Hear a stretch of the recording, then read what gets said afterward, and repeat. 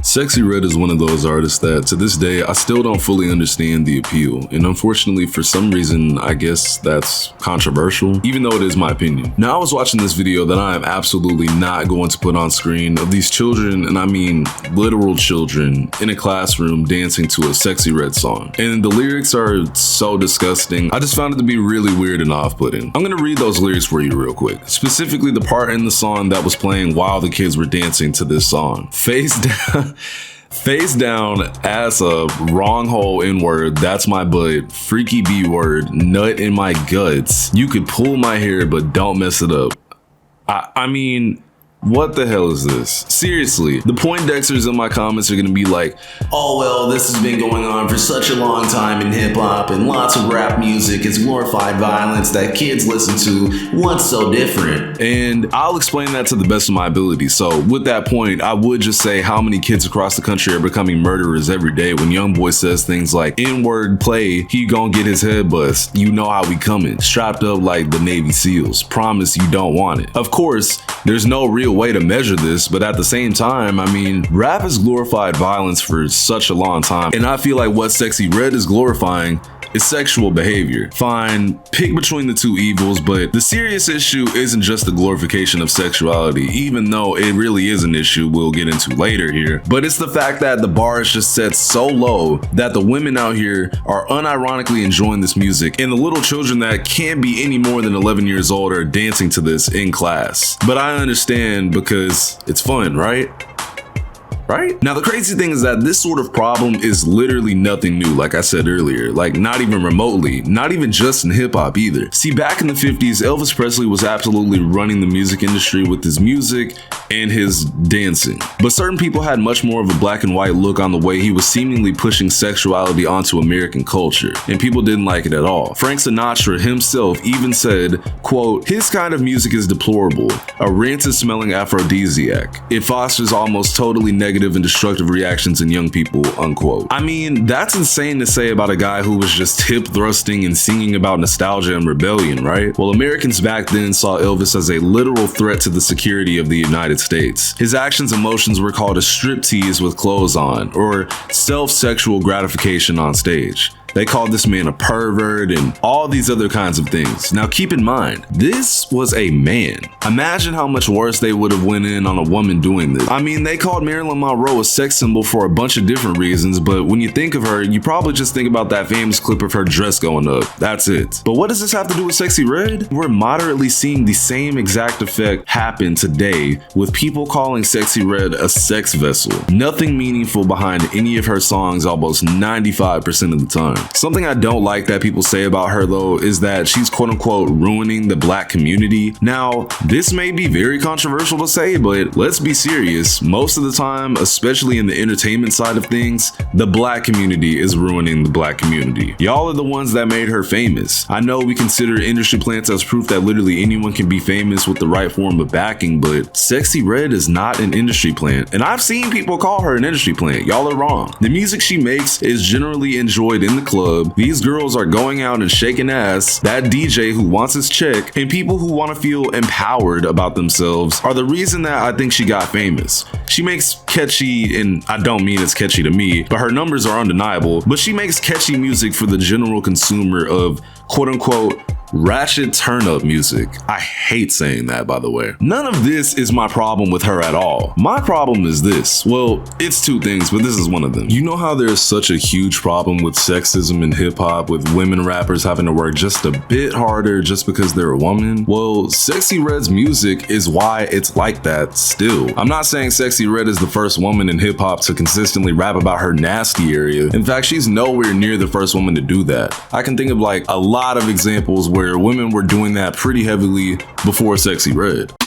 All you ladies pop your pussy like this. But in modern society, where a lot of more women are rappers nowadays, this type of music is exactly why women get ridiculed, and the actual talented women with bars and honestly just good sounding music don't get nearly as much attention because y'all just want to hear about this girl talk about her brown booty hole. Think about it. Drake didn't put a girl who can actually rap on For the Dogs. He put Sexyy Red on that album. Now, if this was 2009, he probably wouldn't have. But people don't care as much about skill anymore, at least the general public. They just want to hear about bending that ass over and letting that coochie breathe. Skiing all over the place. I mean, what the hell, y'all? Pound Town gained millions of views on TikTok and YouTube very quickly with just ratchet quote-unquote behavior, which, oh my god, I hate saying that because it makes me sound R-word, but it is what it is. I don't think she's an industry plant like I said earlier. When she was signed to J Rebel Music back in 2018, yes, that far back in 2018, dropping a song called 1,000 Jugs and another song called Free Smoke under this label. There is years and years behind this girl. I mean, looking at this video, it doesn't even look like the same person, and most people would think that is actually proof that she is an industry plant because Larry Jackson, who was a label owner of Gamma, got her connected to Drake and Nicki Minaj. I mean, it seems like all fabricated, but seriously think about it for a second. Industry plants usually have no prior history, as it's usually wiped out. They have nothing in their background, at least on the front end, and doing just one Google search, I was actually able to find out a lot about Sexyy Red's past, and I've been to certain parties where people are playing this girl's music. So I just think calling her an industry plant is crazy to say when I've been watching her steadily come up since 2020. None of this world-renowned success immediately happened. It actually took an organic amount of time. I mean, you could say that her career was manufactured by the label, but isn't it literally their job to craft an artist into what they think will get them the most money? I mean, correct me if I'm wrong, but there is a huge reason as to why most people who are currently signed are leaning into whatever type of music they're leaning into.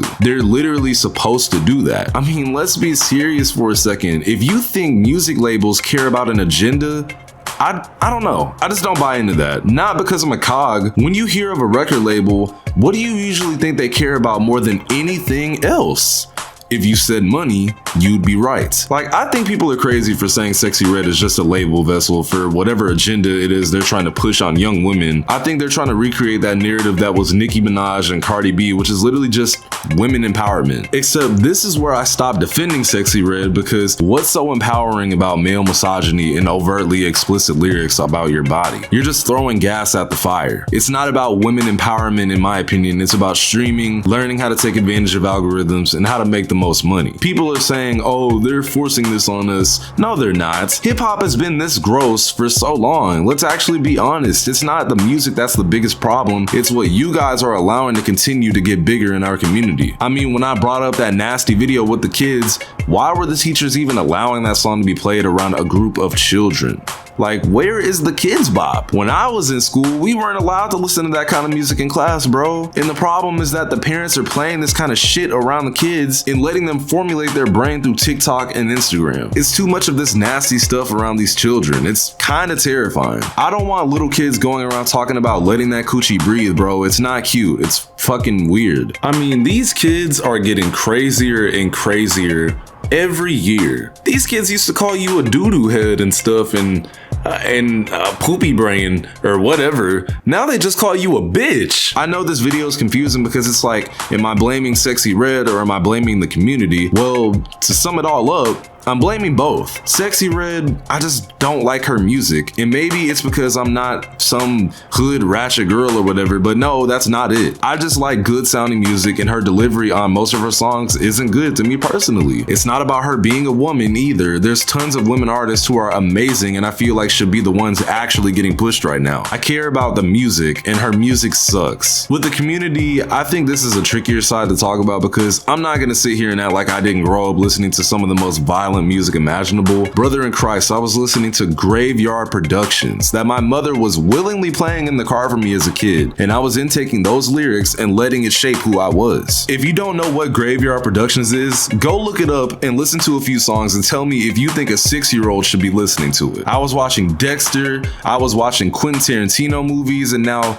brutal graphic violence in movies and lyricism and even real life isn't that shocking to me. In fact, I almost enjoy it, which is a problem between me and my therapist. We as a community just have to bridge that gap between what's okay for kids and what's not a little bigger, because when I tell y'all that video bothered me, It really did. And on Sexyy Red, that's not even the only thing that bothers me the more I'm thinking about it. She clearly doesn't care about the effect she's having on the youth. I mean, why would she? She's getting rich off of what y'all are allowing. There's no agenda. She's just what she is and everyone is playing into it. Who really gave her all this influence was given to her by all the people making her more popular. The industry is so hard behind her because she's gonna do what she can to get more money, and the industry loves that. The industry also loves that people don't care about this type of issue either. That's why she's so big in comparison to the actual good artist. There was another thing I wanted to talk about too, and the actual reason I'm even making this video and speaking about this woman. XXL had posted this tweet about how Sexyy Red was supposed to speak at a school, and because she smelled like weed, she was not allowed inside.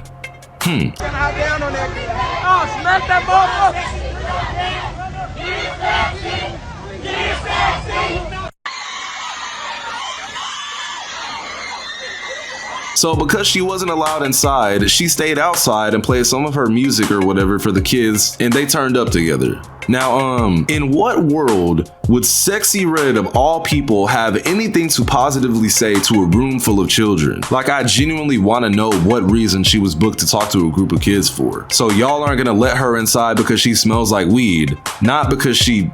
Never mind. I saw a really good reply under this tweet, and it simply just said, school trash, she trash, just trash. And I couldn't agree more. What happened to actual motivational speakers talking to children? You know, I see the sentiment that the school was going for like a, oh, the kids love Sexyy Red, let's have her come talk to the kids. But why did nobody in that room say, why do the kids love Sexyy Red? Did anybody in that room say, who is Sexyy Red? Were they fully aware of the explicit, nasty nature that she talks about in her songs? That's a question with an answer only between them and them. Me personally, I wouldn't let Sexyy Red anywhere near my kids' ears until they were old enough. Call me a lame parent, I don't care. I'm not a parent, by the way. But I don't need my daughter singing Pound Town at 7 years old. I'm good. I'm UVXCX.